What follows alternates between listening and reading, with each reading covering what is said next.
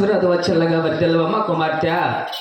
అయినా మరి మీ అన్నగారు వేసిన చున్నచెరిక కావిలమైన నీవు అవునమ్మా. ఎందుకు బిడ్డ ఇంత ఆలస్యంగా వచ్చి ఉన్నావు? అలాగే తెలుపుతున్నమ్మా. ఏమిటమ్మా? నీ దగ్గర 2 వర్షాల బంగారు పౌరులు చేత పట్టుకొని మా అన్నగారు 7 మంది వేసిన జొనసరి కాలు వెళ్ళానమ్మా. అవును కదా. అక్కడ గినమ 16 గినమ తిరిగావు. కేకలేసి గుమ్మతోలేను. బిడ్డ ఎక్కడే కర గుమ్మడు కనిపించలేదమ్మా. తర్వాత అందు తూర్పు ఉత్తరం దక్షిణం 3 వైపులా కూడా పాదర్శనమ్మా. అవునమ్మా.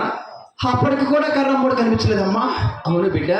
అందు పరవట బాగా పారచూడగా మా అన్నయ్య వంటి మద్దిలేడు స్వామి చిలకాల దాంతో వచ్చి 7 కర్రలు మోటి పెట్టాడమ్మా. అవునమ్మా.